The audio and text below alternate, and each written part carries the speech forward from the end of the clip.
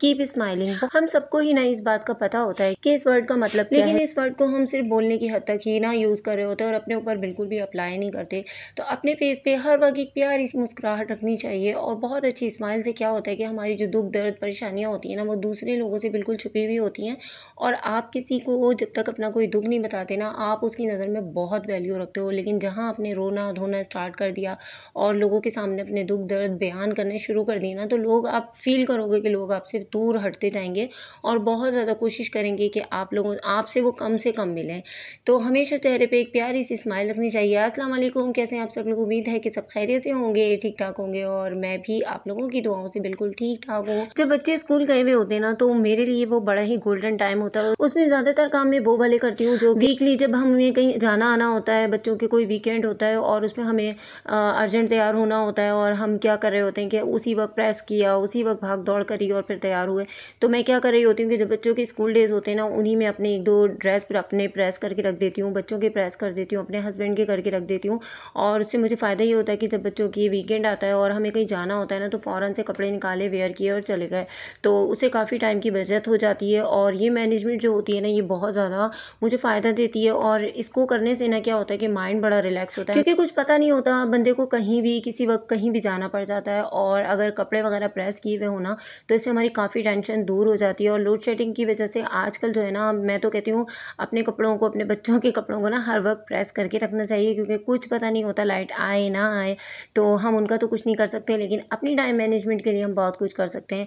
और साथ ही साथ मैं ये कहना चाहूँगी कि बच्चों को जो है ना, बहुत ज़्यादा कोशिश किया करेंगे, जब बच्चे स्कूल से आए, खाना वगैरह खा लिया और फिर जब उनका ट्यूशन जाने का टाइम है, तो उस वक्त आपने उनको ज़रूर कुछ ना कुछ ऐसा देना है जो उनके लिए बहुत ही हेल्दी हो। जिस तरीके से मैं ये दूध में रूह अफ़ज़ा अच्छे तरीके से ऐड कर दूँगी और ऐड करने के बाद इसके अंदर से थोड़ा सा केवड़ा मैं ऐड कर दूँगी और साथ में पिस्ते बादाम वगैरह डाल दूँगी, तो इससे ये बहुत ही अच्छा सा बन के शरबत तैयार हो जाएगा और बच्चे इसको बड़े शौक से पी लेते हैं। ये उन बच्चों के लिए बहुत ज़्यादा अच्छा है जो कि दूध बिल्कुल भी नहीं पीते और बहुत ज़्यादा नक चढ़े होते हैं और बहुत नाक चढ़ाते हैं कि नहीं भाई, हमें तो दूध वगैरह नहीं पीना है। तो मेरा जो छोटा वाला बेटा है ना, वो बिल्कुल दूध नहीं पीता है, तो उसके लिए मैं अक्सर इस तरीके के कुछ ना कुछ कारनामे करती रहती हूँ। मेरी कोशिश होती है कि मैं उसको बिल्कुल भी वीकनेस ना होने दूँ। साथ में मैंने ब्रेड पे उसको जैम लगा के दे दिया था और ये दोनों चीज़ें उसने बड़े शौक से खा ली। और माँओं को भी बड़ी एक रिलैक्सेशन हो जाती है इस चीज़ से कि बच्चे ने अब खाना वगैरह खा लिया और वो बड़े अच्छे से अपनी पढ़ाई को जो है ना कंटिन्यू कर रहे हैं। तो ये बहुत छोटी सी टिप है, लेकिन ये बहुत कारआमद है, आप लोगों ने ज़रूर ट्राई करनी है। जिनके बच्चे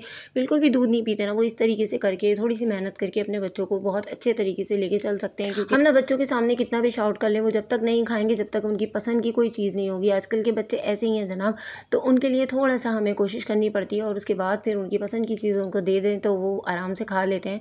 लेकिन अगर साथ में हम अपना कुछ हेल्दी फूड उसमें शामिल कर दें तो वो बहुत अच्छी एक टिप हो जाती है। अच्छा, ये बर्फ़ी और ये सोन हलवा ना, ये गाँव से आया था और ये मेरे लिए गिफ्ट आया था, तो मैंने ये अपने बच्चों के लिए रख दिया और इसके पीसेस बना के मैंने वक्त से पहले ही रख दिए, क्योंकि ना ये मैं देती हूँ उनको थोड़ा सा लंच में मीठे के तौर पे। और आजकल वो यही लेके जा रहे हैं, फ्रूट वगैरह आजकल उन्होंने अवॉइड किए हुए हैं और वो यही लेकर जाते हैं, तो मैं थोड़ा थोड़ा सा उनके लंच बॉक्स में रख देती हूँ। और इस तरीके से पहले से कट करके मैंने रख दिया ताकि टाइम की मेरी बचत हो और सुबह सुबह में ज़रा सी भी परेशानी मुझे ना हो।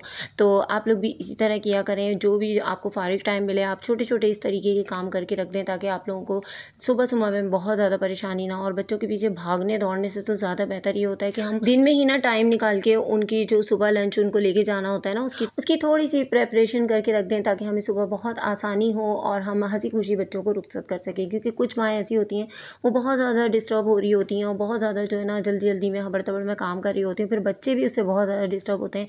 तो बच्चों को सुबह सुबह अच्छे मूड के साथ भेजा करें स्कूल, ताकि वो वहाँ पे बहुत अच्छी सी पढ़ाई किया करें। अच्छा, ये तो जी हो गई बच्चों की बात, और साथ साथ में हमने काफ़ी सारा अपना काम भी निपटा लिया। तो मैं इसी तरीके से कर रही होती हूँ, हर चीज़ को धोकर रख देती हूँ। लेकिन इस बार मैंने एप्पल वगैरह नहीं धोए, क्योंकि ये बहुत ज़्यादा साफ़ सुथरे मुझे लग रहे थे। तो फिर मैंने सोचा जब मैं इसको यूज़ करूँगी मैं ना, तभी इसको धो लूँगी।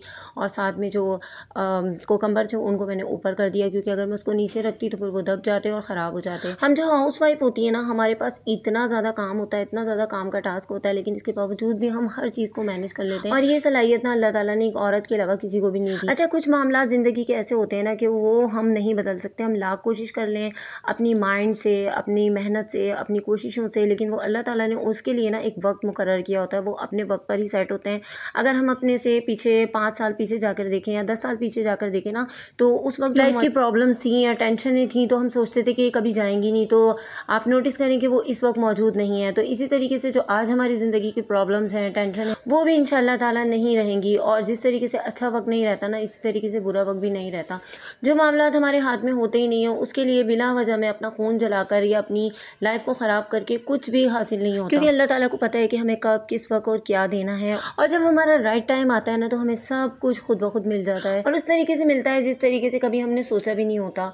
तो अपने वक्त का इंतज़ार करना चाहिए, कोशिश करते रहना चाहिए, लेकिन अगर कोई काम नहीं हो रहा हो ना, तो उसके पीछे नहीं पड़ जाए, उसको छोड़ दें हालात पर और इंतज़ार करें कि आपका राइट टाइम कब आता है। और कुछ ऐसी बहनें होती हैं जो हर वक्त काम कर रही होती हैं, तो उन बहनों के लिए मेरा मशवरा है कि आप जो है सुबह में अगर काम कर रहे हो, आप बहुत ज़्यादा आपका टफ़ टाइम है, आप बहुत टफ़ रूटीन है, तो उसमें से भी थोड़ा सा टाइम अपने लिए निकालो। और ये हमारा हक भी है, और अपने लिए थोड़ा सा टाइम निकाल के आप लेट जाओ, सो जाओ थोड़ी सी देर के लिए। तो उससे देखिएगा कि आपकी बॉडी किस कदर अच्छी तरीके से दोबारा से चार्ज हो जाती है। क्योंकि दोपहर की नींद हम कम लें या ज़्यादा लें, इससे कोई फ़र्क नहीं पड़ता, बल्कि ये होता है कि हमें काफ़ी उससे फ्रेशनेस महसूस होती है और फिर हम अच्छे तरीके से अपनी बाकी की रूटीन मैनेज कर सकते हैं। तो ये था आज का व्लॉग। पसंद आया तो लाइक कीजिएगा, सब्सक्राइब कीजिएगा, अपना रखिएगा बहुत ज़्यादा ख्याल। अल्लाह हाफिज़।